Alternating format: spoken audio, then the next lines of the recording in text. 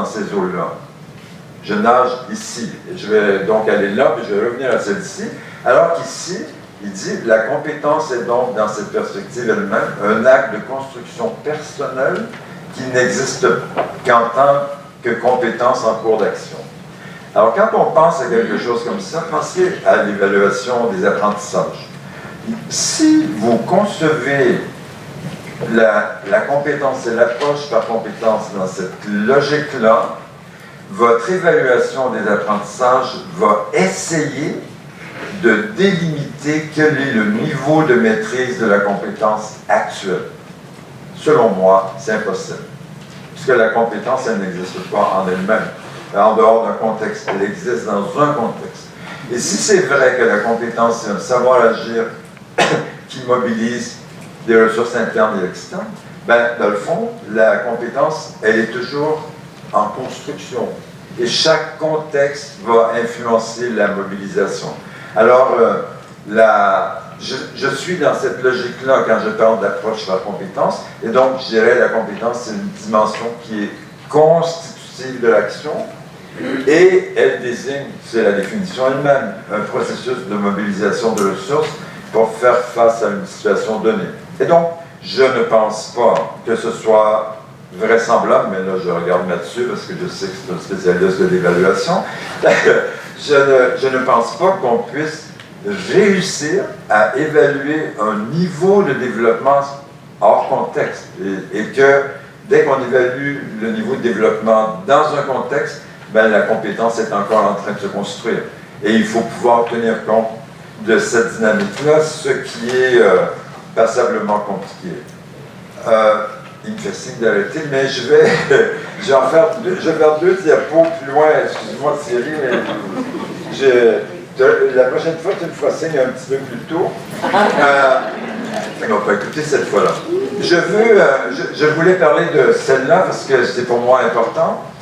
Quand vous regardez vos référentiels de compétences et quand vous regardez les nouveaux référentiels de compétences, vous pouvez voir qu'il y a beaucoup de compétences transversales, où les gens ont tendance à avoir un petit coup de cœur pour les compétences transversales. Au point où vous pouvez regarder, par exemple, un référentiel de compétences en ingénierie et dire « Oh mon Dieu, ça pourrait aller pour les travailleurs sociaux également, ça. » Alors ça, on est là, on est très loin. Ce monsieur Witkowski, qui est un auteur très important dans le domaine des compétences, a dit ceci. Par exemple, si vous valorisez les compétences transversales au point de remettre en question les compétences spécifiques des professionnels, cette référence peut être vécue comme une source de déprofessionnalisation. Et je pense, je n'ai pas eu le temps, mais si j'avais le temps, j'analyserais des référentiels de compétences et je crois que plusieurs, maintenant, étant donné le fort accent qu'ils mettent sur la transversalité, le générique, toutes ces choses-là, pourraient être source de déprofessionnalisation. Alors, pour être systématique, voilà. Dans cette première partie, c'est ce que j'avais voulu vous dire. J'espère que j'ai dit quelque chose comme ça.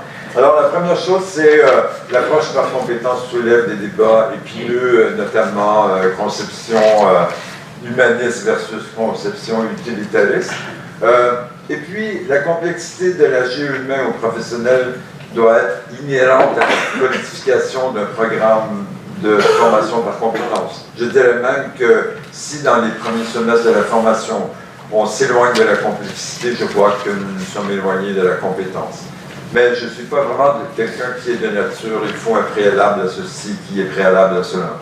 Et puis, bon, un accent, je viens de le dire, démesuré sur les compétences transversales pourrait être source de déprofessionnalisation. Et puis, la compétence, c'est un savoir-agir qui est situé et qui est dans l'action situante, mais bon, ça veut dire l'importance du contexte. Désolé, M. Pelletian, ce 5 minutes. Voilà. Vous avez des commentaires, des questions, des remarques, des oppositions, peu importe.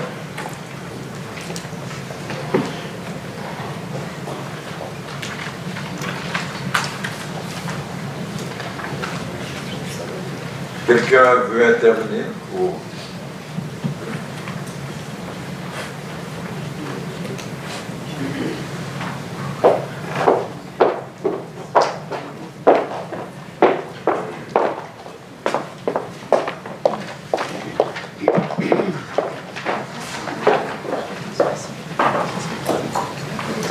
avancer. Louise de Villers, je suis médecin généraliste et enseignante à la fac de Paris-Ouest. Je vous remercie pour votre présentation. Moi, j'ai une question quand même qui me pose des difficultés. C'est en fait quand on a des étudiants en face de nous et qu'on essaye de les intégrer à ça. En fait, si nous on a dormi dessus, réfléchi, lu des articles, discuté avec les collègues de ces concepts, comment est-ce qu'on peut amener l'étudiant sans forcément passer par de la théorie et un peu ce que eux qualifient de gros mots, parce qu'ils sont dans l'action de leur stage. Voilà, je me pose la question, comment est-ce qu'on rend ça visible et lisible pour les étudiants qu'on essaye d'accompagner? Disons le temps que vous avez pris vous-même ou vos collègues pour apprivoiser la bête ou apprivoiser l'approche par compétence, de quoi s'agit-il du tout, on pourrait penser que, bon, on ne va pas avoir le même temps pour les étudiants, mais on pourrait, je dirais, on devrait penser que les étudiants ont jusqu'à maintenant développé un métier particulier qui leur a permis, surtout dans les domaines où vous êtes, de réussir et d'être des médaillés d'un système scolaire, et vous leur proposez une toute autre approche qui est on n'a jamais rien gagné en jouant à ce jeu-là. On ne le connaît pas non plus. Et donc, un peu comme les gens qui ont intégré dans la formation l'apprentissage par problème, ont trouvé important de donner une formation aux tuteurs, aux enseignants qui assumaient le rôle de tuteur ou de tutrice. Pour les étudiants, c'est la même chose. Donc, je suis persuadé que il faut un temps qui leur permette de comprendre, mais de quel nouveau métier s'agit-il, et avec la dose d'insécurité qui va avec ce nouveau métier, parce que, en fait, je ne sais pas d'où viennent les étudiants que vous avez, mais si on était en Amérique du Nord, si on était au Québec, par exemple, entrer dans une fac de médecine, ça veut dire être le premier de classe quelque part, ou au moins le deuxième. Et donc, ça veut dire avoir compris, avoir décodé l'enseignante ou l'enseignant, savoir exactement ce qu'il veut, répéter ce qu'il veut, ne pas prendre vraiment beaucoup de risques, parce que prendre des risques, ça pourrait donner l'impression qu'on est ignorant ou un peu con peut-être. Et donc, c'est vraiment un travail important à faire pour non seulement apprivoiser, mais développer des outils pour assumer ce nouveau rôle d'étudiant. Et là où on peut le voir vraiment d'une manière systématique, c'est les gens qui utilisent des portfolios, qui demandent aux étudiants de sélectionner des preuves de leur apprentissage.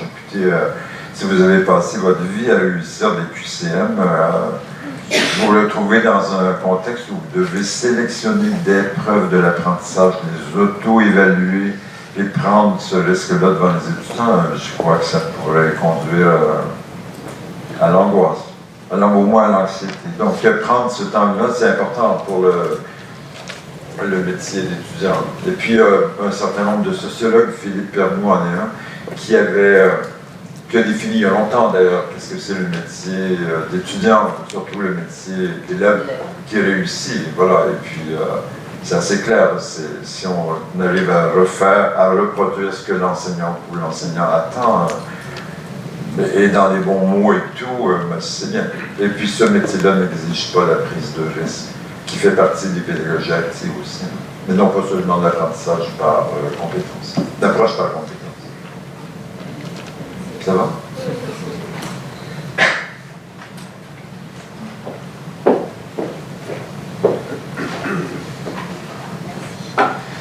Un peu dans la suite de la question, si je ne me trompe pas, donc la faculté de médecine de Sherbrooke a reformulé tout le 3e cycle de médecine générale et basé sur l'approche par compétence, il me semble.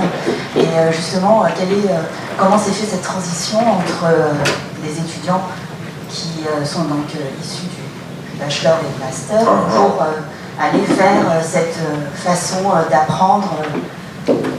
Si vous parlez de cette fac de médecine a intégré l'apprentissage par problème depuis plus de 30 ans déjà.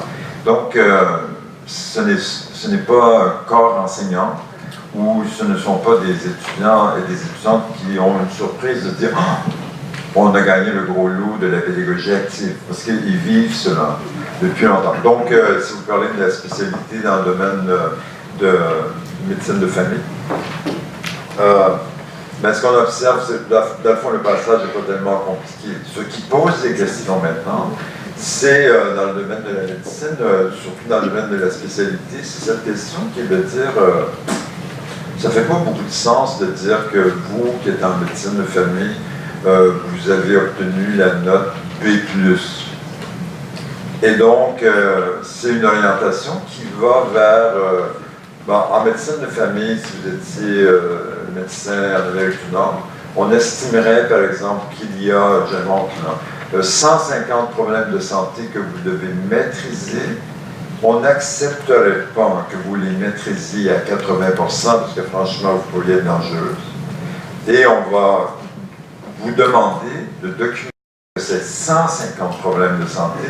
Vous les avez vus quelque part. Si vous ne les avez pas vus en stage, vous les verrez dans une structure d'apprentissage par problème. Et donc, et ça, c'est une plus grande difficulté parce que ça remet en question une grande partie de la manière avec laquelle les étudiants ont été évalués jusqu'à maintenant. Et qui leur dit, écoutez, si vous imaginez le système français, là, c'est à des années-lumière de 10 sur 20, on a eu ici, et 6 sur 10, c'est pas grave si on a 14 quelque part. Et donc, le message, c'est il y aurait une base d'apprentissage dont vous devez absolument faire la preuve de la maîtrise. Et ça, c'est... Mais forcément aussi, ça exige un dossier d'apprentissage de votre portfolio.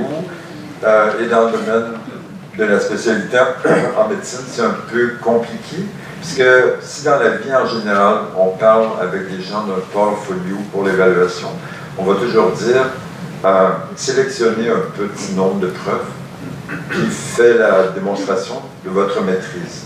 Mais si vous êtes dans la logique de la réponse que je viens de vous donner, ça veut dire, à la limite, faites presque un journal de bord qui va dire j'ai rencontré cela, et j'ai eu maintenant.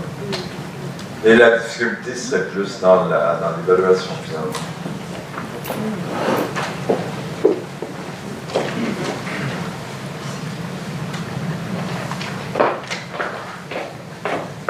Peut-être une dernière question avant que je poursuive un peu. Voilà. Bonjour. Ah, je vous cherchais là. Voilà, donc moi je suis kinésithérapeute et en fait je vais rebondir sur les compétences transversales. Oui. Voilà, donc dans mon métier, il y a aussi d'autres métiers qui sont émergents, comme la chiropraxie avec qui on va partager maintenant des compétences. Et je voulais savoir si c'était possible à partir de l'approche par compétences, de redéfinir finalement une unité professionnelle forte.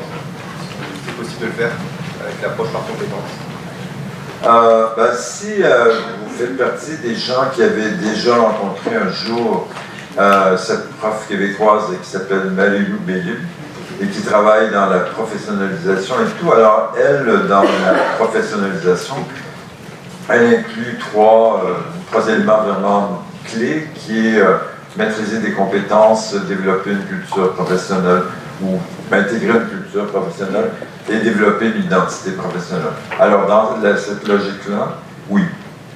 La difficulté, c'est quand vous allez dans des compétences transversales et vous commencez à dire oh bon, il faudrait bien développer le jugement critique.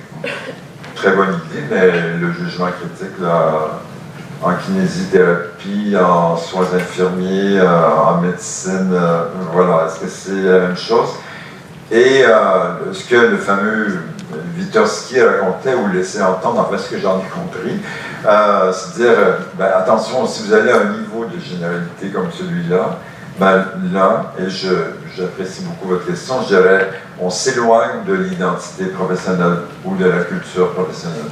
C'est vrai que tous les gens dans le domaine de la santé communiquent et tout, mais j'imagine que la sage-femme n'a pas une communication qui est copie conforme de celle du médecin, serait-il pédiatre ou de l'infirmière qui fait des soins de fin de vie. Et voilà, on pourrait trouver plein. Donc, si je comprends bien votre question, est-ce que Vygotsky nous inviterait à faire, c'est de dire soyez préoccupés de compétences transversales, mais please, intégrez-les dans des contextes, vous professionnalisez quelqu'un. Et donc, si vous professionnalisez, en même temps, votre question inviterait à dire l'identité professionnelle de la personne que vous professionnalisez est vraiment cruciale, ou incontournable. Et je partagerai ça. Et donc, l'analyse des pratiques, ça peut être un moyen de pouvoir mettre un accent sur l'identité professionnelle pour aller vers les compétences ensuite. Attendez, j'ai pas bien entendu. Alors, l'analyse des pratiques professionnelles, est-ce que ça peut être le moyen après d'aller vers les compétences qui vont redéfinir ensuite l'identité professionnelle? Oui, exactement, mais je dirais oui, mais. Bon, alors oui, sans aucune réserve. Après, je mets le mais, parce que ce qu'on voit dans la pratique, c'est, si on partage, vous et moi, la même définition de compétence, on dirait que c'est un savoir-agir complexe, OK, qui mobilise des ressources internes et externes. Alors, l'analyse de pratique, souvent, est quelque chose qui se situe au niveau du savoir-agir complexe. Qu'est-ce que vous avez mis en place? Quelles sont les questions que vous vous êtes posées et tout? Moi, je trouve que ça, c'est excellent. Mais franchement, c'est 40% du chemin franchi. Là.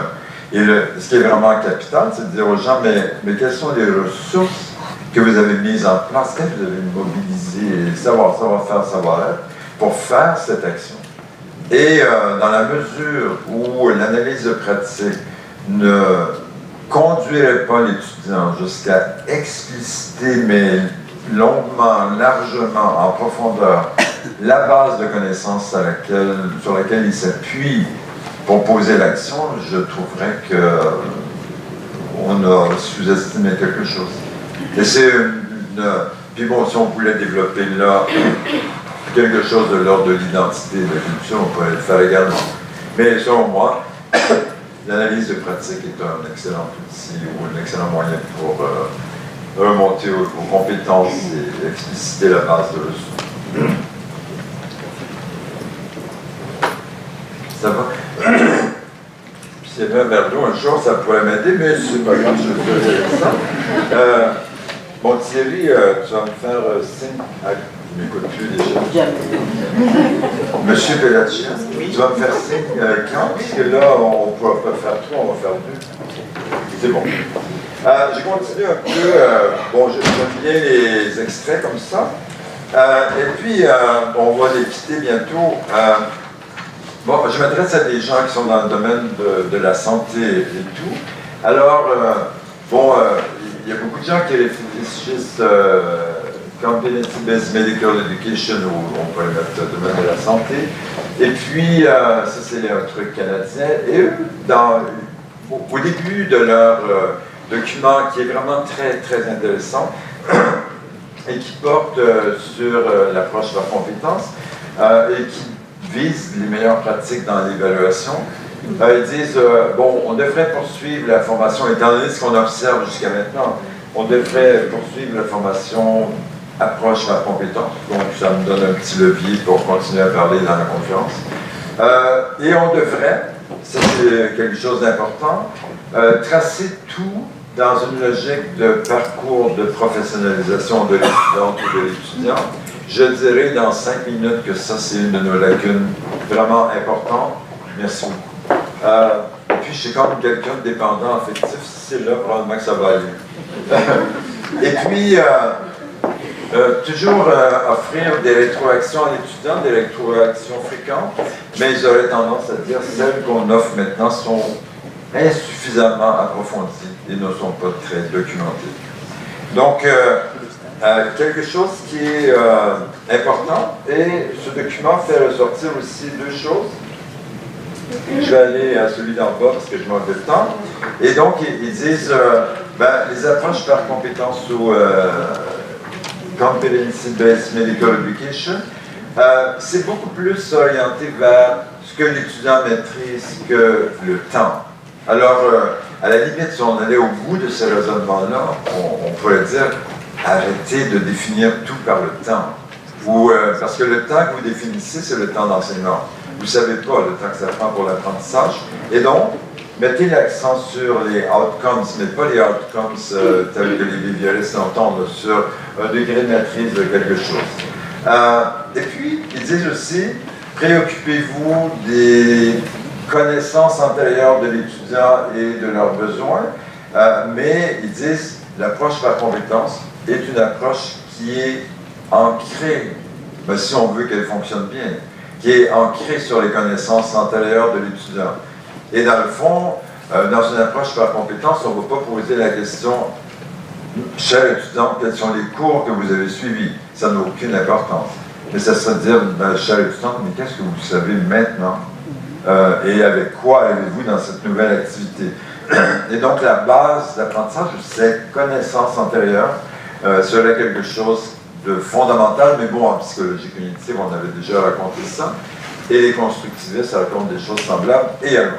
Et puis donc, mettre l'accent sur une approche coaching plutôt qu'enseignement et tout, avec beaucoup de rétroaction, et puis faire en sorte qu'on suive, à la limite, pas à pas, les progrès de l'étudiant ou de l'étudiante, ou la logique du parcours de formation. Je quitte tous ces éléments extraits et tout, mais qui me permettent de dire quelque chose. Et je vais maintenant plus à un petit point de vue très personnel. Et c'est là mon verre à moitié plein. Je dirais qu'il y a de plus en plus de programmes qui sont orientés par compétence ou approche par compétence. Et il y a plusieurs référentiels de compétences que je regarde en me disant « Oh wow, c'est vraiment un référentiel magnifique et ça doit professionnaliser quelqu'un. » Le petit problème, c'est que le référentiel de compétences influence peu la structuration de la formation. Et ce que je vois le plus souvent, c'est les gens qui font un référentiel de compétences, après ils disent « Ah, j'avais une maquette pédagogique. » Et je vais entrer la maquette dans les compétences. Alors que la logique inverse pourrait être vraiment intéressante parce qu'elle permettrait peut-être de dire cette activité a peu d'intérêt, il faudrait introduire d'autres, il faudrait accentuer quelque chose. Et puis, ça n'influence pas beaucoup les situations d'apprentissage ni l'organisation du travail des profs, mais ce que je veux dire par là, c'est si vous vivez dans une culture professionnelle qui défend la liberté académique et qu'à partir de 3 lignes ou de 4 lignes d'un paragraphe quelconque, vous avez le droit de faire un cours de 60 heures ou de 45 heures, peut-être que vous n'êtes pas dans une logique compétence. La logique compétence, parce qu'elle est branchée, parce qu'elle est ancrée sur l'apprentissage, l'évolution de l'étudiant dans sa professionnalisation, elle demande un très haut niveau d'interdépendance professionnelle dans l'équipe. Alors, souvent, on rencontre un obstacle qui n'est pas vraiment l'approche par compétence en elle-même, mais l'obstacle, c'est la culture dans laquelle nous vivons et le temps que nous sommes prêts à consacrer à un étudiant ou à une étudiante. Alors, pour continuer ça, voilà. Je dirais qu'une des limites, c'est la majorité des formations, même dites par compétence, ne sont pas vraiment inscrites dans une dynamique de parcours. Et vous, madame, qui avez posé la dernière question là, sur Sherbrooke et compagnie, Sherbrooke actuellement, dans la formation initiale, est un exceptionnel exemple en médecine sur le parcours de professionnalisation. Ils ont revu carrément leur histoire d'apprentissage par problème, qui, entre vous et moi, eux le connaissaient aussi, n'était pas du tout une logique de parcours. Et maintenant, ils ont introduit cette logique de parcours dans la formation. Et ça vaut la peine de regarder un peu ce qu'ils ont fait. Et je dirais que il y a une deuxième limite dans ce qu'on fait, elle est vraiment au niveau de l'évaluation des apprentissages, parce qu'on voit très souvent que les gens évaluent.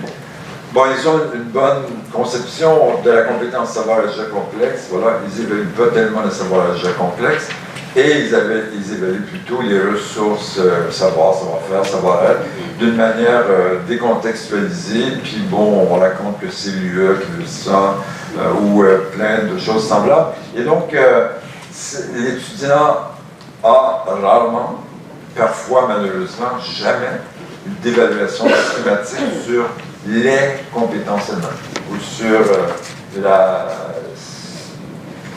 son évolution. Et donc, bon, tout ça c'est à géométrie variable. Et puis, là, je m'empresse un peu. Je regarde Thierry qui me fait glisser. Et ah non, c'est pas là que je vais aller. Attendez, voilà. Voilà. 3 autres limites que je voudrais faire ressortir. Celle-ci, qui, selon moi, et j'ai oublié un peu qu'est-ce que c'est les plaies d'Égypte. Mon histoire est défaillante, mais je pense que c'est une plaie vraiment terrible. Une dissociation constante, souvent très bien configurée entre les connaissances et les compétences. Et bon, c'est clair que nous venons d'un endroit où les connaissances avaient un rôle qui était vraiment très important. On a même fait longtemps, puis ça existe encore, des semestres entiers sur des connaissances pour préparer quelqu'un à quelque chose, pour mettre quelque chose en action. Alors, c'est pas normal que nous fassions ça, mais il faut être conscient que si dans votre programme, il y a une dissociation claire entre connaissances et compétences, vous avez peut-être bougé un peu votre curseur, mais vous êtes encore assez éloigné de la logique de parcours de professionnalisation, ou en tout cas d'évolution de compétences. Et là, si vous avez des questions pour le deuxième, vous regardez Mathieu et non moi. Quand on fait référence à vos approches par compétences, très souvent les gens vont dire « Ah, l'étudiant doit, pour l'évaluation, sélectionner lui-même ou elle-même les preuves de son apprentissage, en faire une auto-évaluation, de le mettre à quelqu'un. » Alors, ce mode d'évaluation, très cohérent avec l'approche par compétences, crée énormément de problèmes que des gens appellent valeur épimétrique, qui on peut dire quel est le niveau ou le degré de validité d'un portfolio pour rendre compte de l'apprentissage. Surtout, et également, le degré de fidélité. Ça veut dire que si ces 4 personnes et moi évaluons un portfolio, et nous donnons des notes extrêmement différentes ou une appréciation extrêmement différente, on pourrait dire votre évaluation a des lacunes importantes, là, ou votre appréciation de l'apprentissage. Donc, disons, c'est parfait vers de nouveaux outils, mais soyez très, très préoccupés de quelle est leur validité et quel est leur degré de fidélité. Et un dernier point, je dirais que bon, moi je suis un psychologue de l'éducation, orientation, psychologie cognitive plus, mais heureusement que Thierry ne connaît pas ma vie antérieure parce que quand j'ai fait mes études doctorales, on m'a même demandé de faire promener des rats dans les labyrinthes et puis leur donner un peu de nourriture quand ils pesaient sur la bonne porte pour sortir de là. Ben voilà, j'ai quitté ça, le moment, j'espère. Mais ça m'a fait réussir, j'essaie des pigeons aussi. Mais il y a beaucoup de personnes qui parlent de paradigme de l'apprentissage ou apprentissage plutôt qu'enseignement. Et je pense qu'il y a une incompréhension énorme de tout ce que cela peut signifier. Mais en même temps, on va vers quelque chose qui met l'accent. Et je voudrais présenter juste une dernière diapo. À chaque fois que tu me demandes quelque chose, je vais plus loin. Il reste les 10 minutes pour les questions, c'est ça? Ah non, mais moi je vais leur donner le temps parce que je dirais, voilà, j'ai terminé avec cette diapo-là qui était précédée de quelque chose d'autre. Maintenant, moi, je vais mettre mon énergie dans ça. Mais je suis un vieux monsieur déjà, donc je vais me dépêcher. Je dirais que je vais faire une règle générale. À chaque fois que je travaille avec une équipe et que j'entends parler de la modularisation, je deviens très inquiet.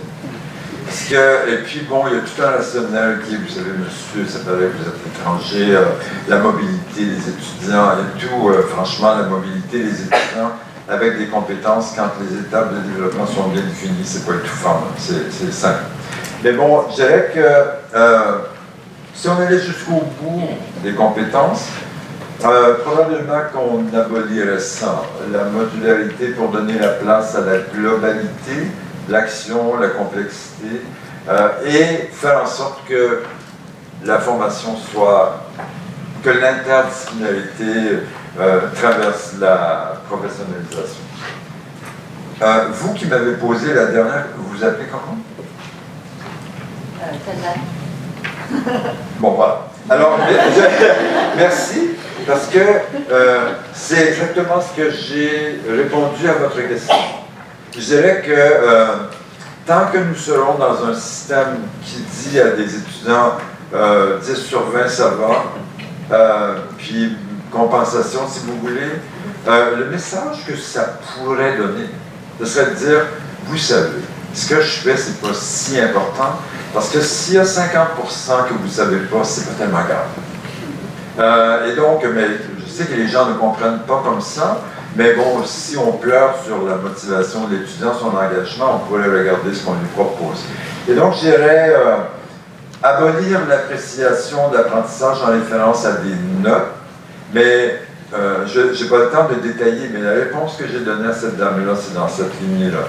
Il y a des situations que vous devez maîtriser, vous faites la démonstration que vous les maîtrisez et tout, et je dirais, c'est tant qu'on sera sur une maîtrise partielle de la complexité, vous permet d'être reconnu comme un professionnel qui pose des actes judicieux, c'est un peu risqué, je pense. En tout cas, l'approche par compétence sera un peu risquée. Et là, Thierry, vraiment, je termine ça. Ça nous inviterait à dire, c'est une structure de tutorat, il y a des lieux où on les voit vraiment de manière systématique, qui soutient le parcours de professionnalisation de l'étudiant ou de l'étudiant. C'est quelque chose qui, dans la formation, pourrait soutenir compétences, culture et identité professionnelle. Mais je suis convaincu que nous sommes à des années-lumière de ça.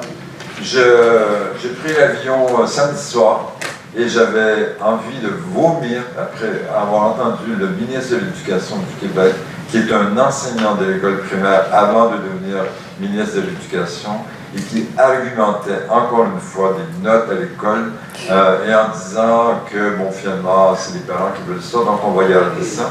Mais vous imaginez mettre une note à l'école à un enfant, une évaluation à chaque 60 jours, à un enfant qui suit 1 heure par semaine, un cours d'éducation physique, et après X semaines, l'enseignant doit mettre une note qui va sur 100, et le ministre dit, la moyenne de classe, c'est quelque chose qui est génial, parce que, et ça restera, c'est un nouveau gouvernement, ça restera. Donc, quand on parle comme ça, on est loin de ceci, et voilà pourquoi je ne prendrai pas la parole devant des enseignants d'école primaire secondaire, mais j'ose m'en montrer.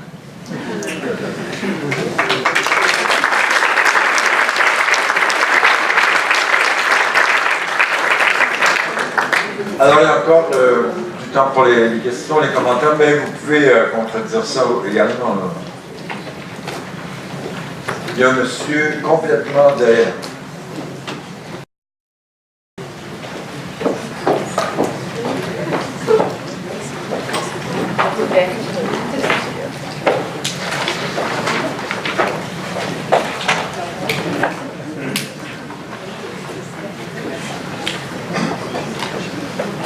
Bonjour, Pascal S. Je travaille dans un institut de formation en soins infirmiers.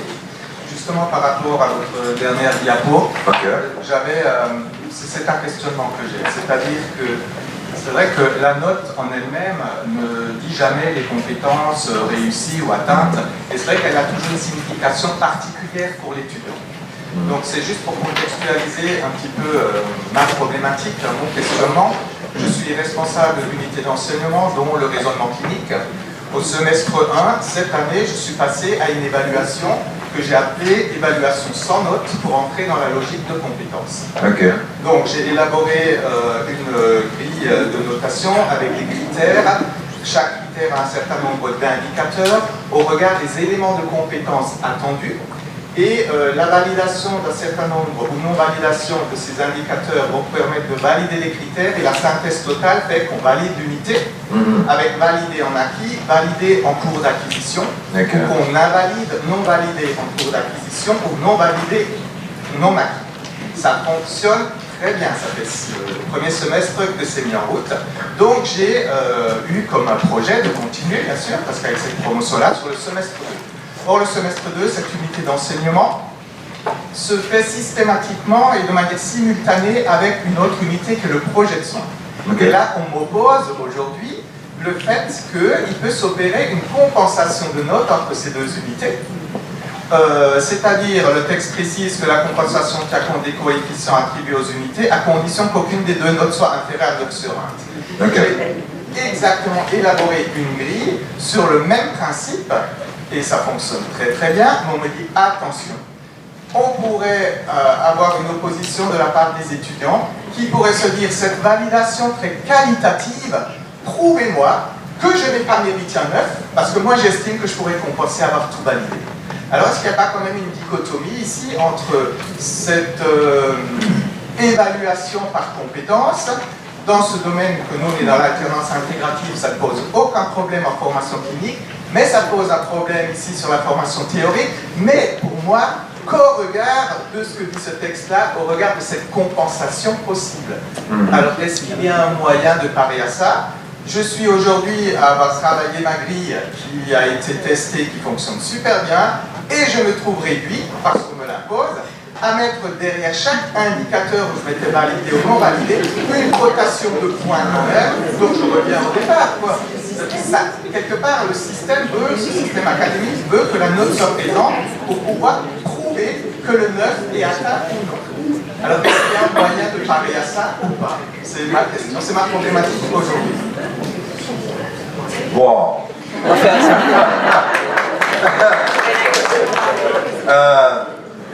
J'écoutais le récit que vous faisiez, parce que vous avez mis en place les grilles et tout. Alors, jusque-là, je veux dire, c'est super intéressant, cette manière.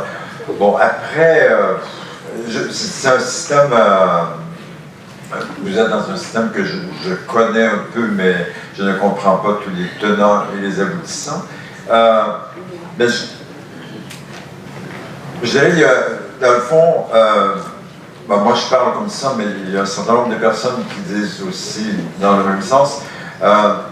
Il y a des programmes qui sont définis par discipline, il y a des programmes qui sont définis par compétence. Il y a un curseur qu'on bouge là-dessus. Et forcément, rendu à un point quelque part, il y a une rupture complète par rapport à l'évaluation qui dit 9 sur 20, au moins 9 sur 20, compensation et tout, et une évaluation qui est celle que vous faites, vous, à partir des grilles sur le raisonnement clinique. À la limite, si on était logique, on avait du pouvoir, on dirait « no way, merci beaucoup, je passe mon tour ». On ne peut pas faire ça, alors j'essaierai seulement pour me sauver la vie de faire ce que vous avez fait, de mettre des notes sur les critères, mais de ne jamais les additionner, d'en faire une somme, à moins que quelqu'un dise « Ah, ce monsieur-là a mal connu le niveau d'apprentissage que j'ai développé ». Parce que entre vous et moi, les grilles, je ne pense pas que la vôtre soit de cette nature-là, mais les grilles très très longues, un peu encyclopédiques, où on met des points, puis quand on additionne quelque chose, souvent au bout les gens disent « Mon Dieu, ça ne ressemble pas à l'étudiant en termes de raisonnement clinique, ça. Il était bien meilleur que ça. » Ou l'inverse. Alors on voit que, mais bon, je ne le fais. Enfin, si c'est possible pour vous, je n'utiliserai jamais cette manière mathématique de donner un résultat, mais je l'aurai en banque au cas où quelqu'un demande... C'est exactement ce que j'ai pensé, c'est-à-dire que moi, c'est ce que j'ai dit aussi auprès de ma direction, je continuerai à évaluer d'après mes principes, maintenant cette évaluation sans note, mais j'ai créé cette grille sous un fichier Excel et je mets un certain nombre de notes et une calcule dans un autre classeur la moyenne, mais que je ne vais pas voir. Et je continue à rester sur ma validation acquis, validation en cours d'acquisition ou... Mais si vraiment on me pose quelque chose, je pourrais faire marche arrière et dire voilà où on en est exactement. Voilà. Ok. Ben, ce serait mon choix, mais Oui, certainement d'autres. Ouais. C'était la seule solution que j'ai envisagée jusqu'à présent. Donc Ben, ce que je trouve intéressant, c'est que à moins d'un recours, peu importe comment on l'appelle, l'étudiant ou l'étudiante n'a pas cette idée que vous avez procédé par une addition d'un critère par rapport à l'autre, mais que c'est une appréciation plus qualitative qui repose sur un niveau atteint selon les critères de votre cahier. Autre question?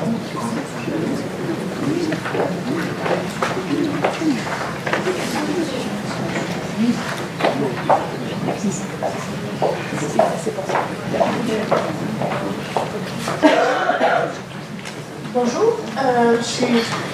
Ah, oui, bonjour. Ah, mais vous êtes sage-femme? Pas du tout. Non? Ah, je croyais que c'était... Je suis infirmière et formatrice en école d'aide-soignante. Je voulais juste... une phrase qui m'a interpellée, c'est dans ce que vous avez dit, l'incompréhension sur la signification du paradigme de l'apprentissage. Voilà, ça m'a interpellée, je pensais que c'était au contraire Okay. ce qui était... Est-ce que vous connaissez un peu, bien sûr, on ne va pas passer un test, vous et moi, là, mais est-ce que vous connaissez un peu les conceptions de l'apprentissage ou ça ne vous dit pas grand-chose? Comme si quelqu'un vous disait les constructivistes ou les socio-constructivistes ou les behavioristes?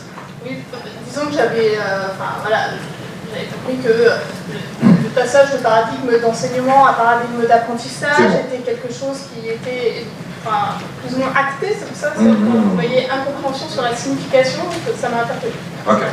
Alors, disons que si vous étiez d'une conception de l'apprentissage behavioriste ou behavioral, ben vous avez en tête cette idée que stimulus et réponse, c'est vraiment fort, c'est puissant, puis si on répète, c'est encore mieux, puis si on a des renforcements et tout, j'exagère un peu, mais à peine. Et ils ont cette conception chez les behavioristes que la connaissance, ça se transmet. C'est-à-dire que moi, je peux organiser quelque chose, puis enfin, elle va savoir ce que je ne sais pas. Puis et voilà. Alors, si on est cognitiviste, surtout si on est constructiviste, on n'a pas du tout cette idée-là. On a l'impression que, bon, cette dame qui est devant moi, c'est pas une Xerox, c'est pas une machine à photocopier de l'information. C'est au contraire, c'est un être humain qui construit des informations. Et donc, dans l'analyse qui est faite par rapport au changement dans les équipes et tout, il y a maintenant des gens qui disent, ben, attention, on parle approche par compétence. On développe un référentiel, on parle de parcours, et tout à coup, quand on met ça en œuvre, on commence à interroger la maquette pédagogique, il y a des blocages incroyables, des questions incroyables, mais on réalise que la question que les profs se posent, c'est comment l'étudiant apprend. C'est-à-dire, il ne la formule pas comme ça.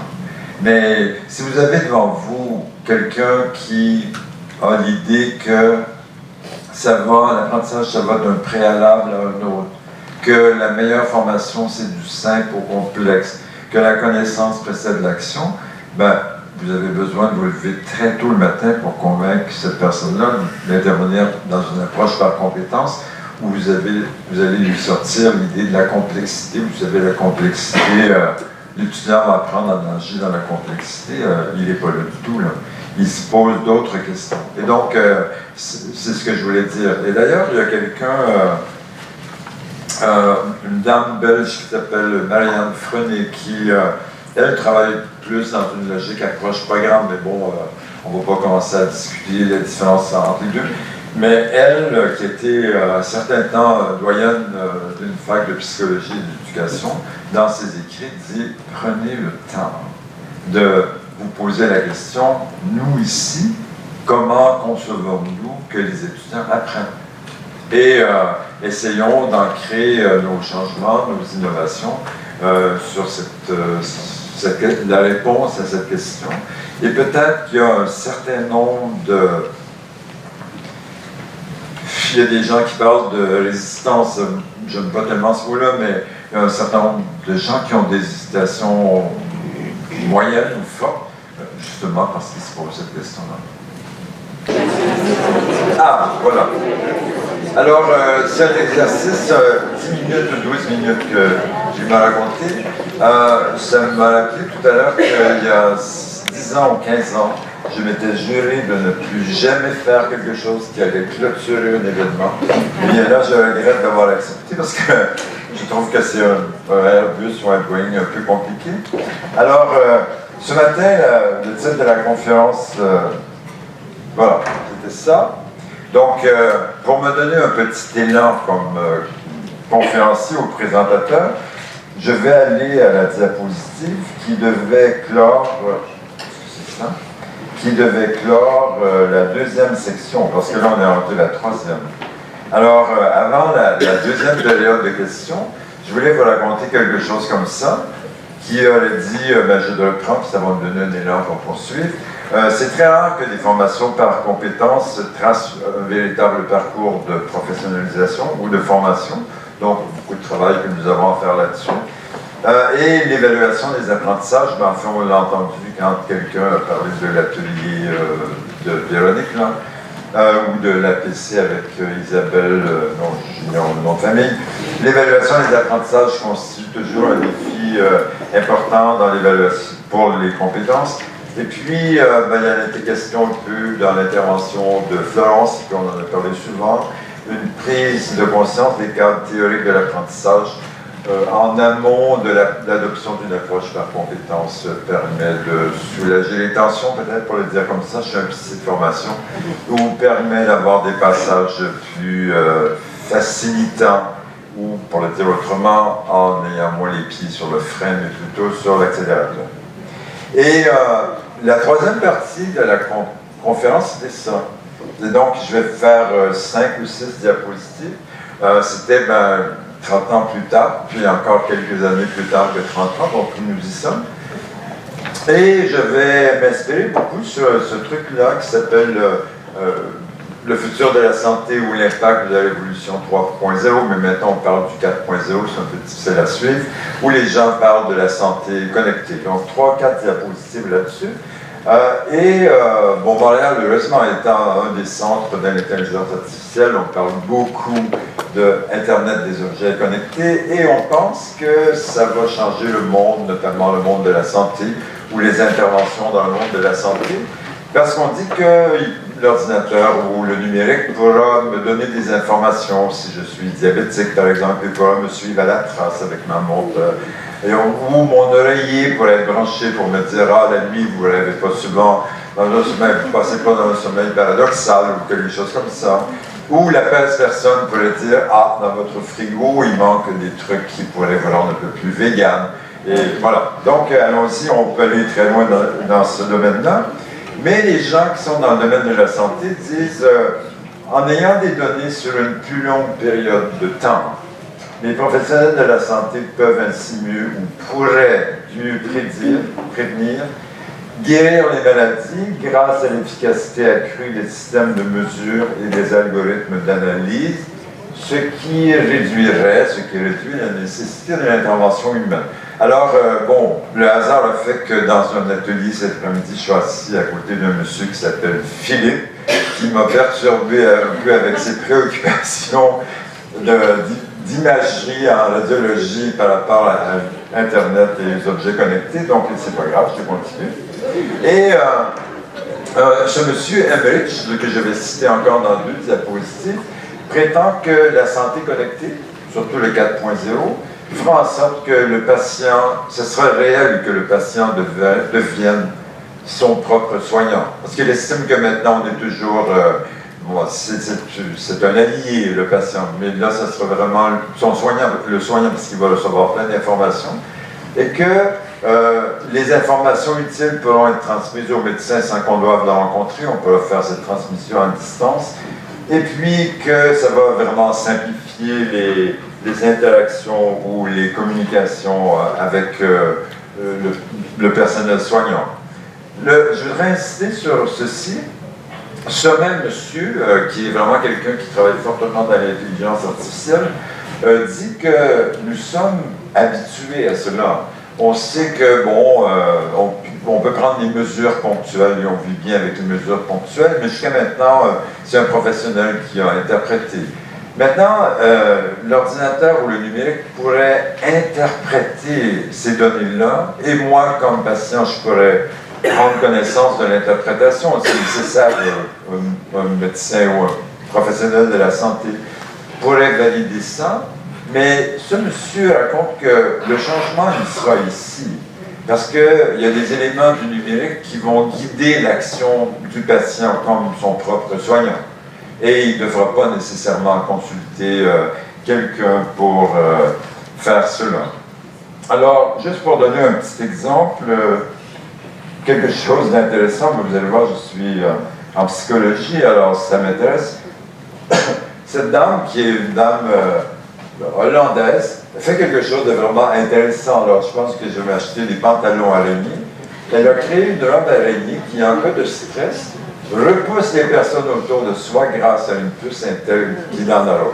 Et on peut dire, ah, c'est quand même pas mal, parce que ça permet de réguler son environnement, quoi, ou moins de sa place dans son environnement. Mais ce qui m'intéresse le plus, étant un psychologue de l'éducation et voyant tous les problèmes que les enfants qui sont hyperactifs, qui ont des troubles de l'attention à l'école, elle a créé une licorne que les enfants portent, ceux qui ont des troubles d'attention. Mais jusqu'à maintenant, ça permet à l'enfant, après de revoir qu'est-ce qu'il a fait exactement, et d'apprendre à réguler, si c'est un mot que vous utilisez, ou d'avoir un mode de régulation pour dire, quand je suis dans cet état-là, quand je sens ça, probablement que je suis en train d'être sur le point de péter les plombs, et là, je peux mettre en place quelque chose d'autre.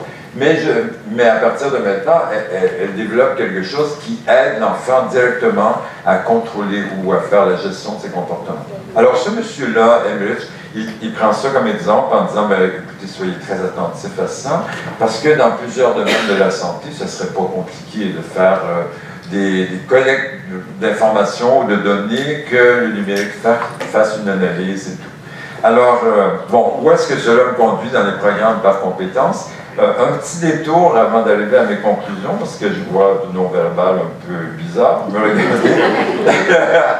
Mais je n'ai pas de pantalon connecté encore, malheureusement. J'attends que le fils de Véronique en fasse.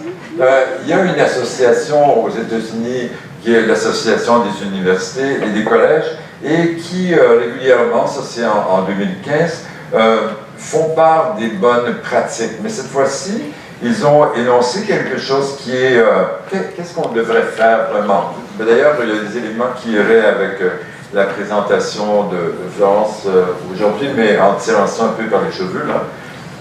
Et puis, il dit la première chose, c'est on devrait toujours créer un environnement pour que l'étudiant soit obligé de démontrer progressivement des niveaux de maîtrise de plus en plus élevés. Ça ne veut pas dire maîtriser une base de connaissances, mais ça veut dire maîtriser vraiment ou avoir un degré de maîtrise d'une compétence, on pourrait penser comme ça.